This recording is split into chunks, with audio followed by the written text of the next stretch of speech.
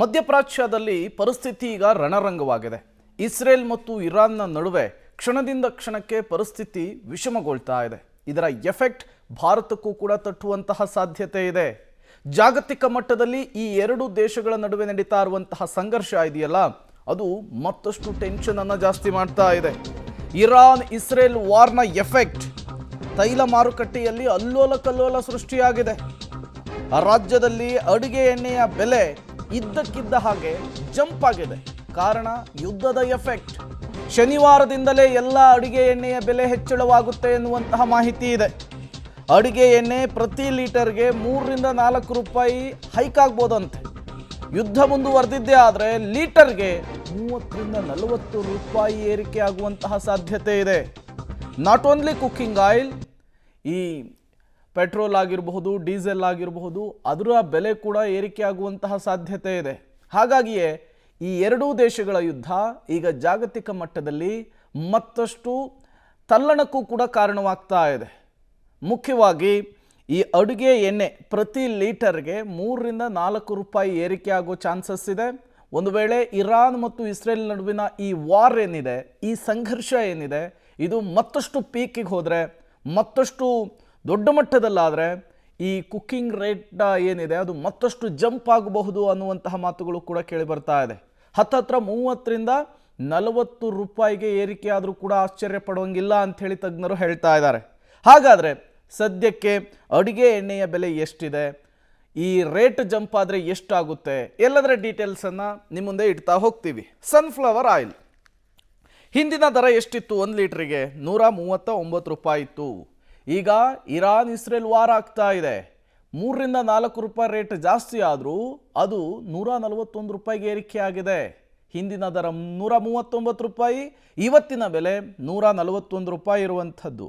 ಅಲ್ಲಿ 3 ರೂಪಾಯಿ ಏರಿಕೆ ಆಗಿರೋದನ್ನು ಗಮನಿಸ್ತಾ ಇದ್ದೀರಿ.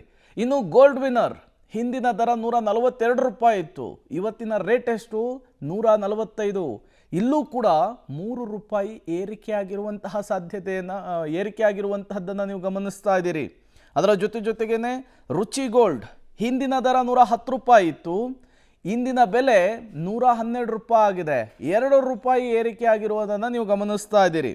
ಇನ್ನು ಜಿಮಿನಿ ಹಿಂದಿನ ದರ 147 ರೂಪಾಯಿ ಇತ್ತು. ಇವತ್ತಿನ ಬೆಲೆ 150 ರೂಪಾಯಿ ಆಗಿದೆ. 3 ರೂಪಾಯಿ ಏರಿಕೆ ಆಗಿರೋದನ್ನು ಈ ಪ್ರಾಡಕ್ಟ್ನಲ್ಲೂ ಕೂಡ ನೀವು ಗಮನಿಸ್ತಾ ಇದ್ದೀರಿ.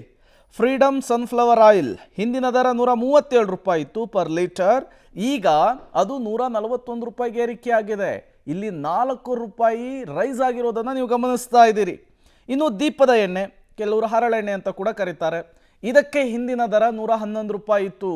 ಈಗ ಅದು 114 ರೂಪಾಯಿಗೆ ಏರಿಕೆಯಾಗಿದೆ. ಅಲ್ಲಿಗೆ 3 ರಿಂದ 4 ರೂಪಾಯಿ ಏರಿಕೆ ಆಗಿರೋದು ಕೇವಲ ಸ್ಯಾಂಪಲ್ ಅಷ್ಟೇ. ಈ ಎರಡು ದೇಶಗಳ ನಡುವೆ ಯುದ್ಧ ಕಂಟಿನ್ಯೂ ಆಗಿದ್ದೇ ಆದರೆ, ಮತ್ತಷ್ಟು ಪೀಕಿಗೆ ಹೋಗಿದ್ದೇ ಆದರೆ ಈ ಬೆಲೆ ಏನಿದೆ ಅದು 30 ರಿಂದ 40 ರೂಪಾಯಿಗೆ ಏರಿಕೆ ಆಗುವಂತಹ ಚಾನ್ಸಸ್ ಇದೆ ಅಂಥೇಳಿ ತಜ್ಞರು ಹೇಳ್ತಾ ಇದ್ದಾರೆ.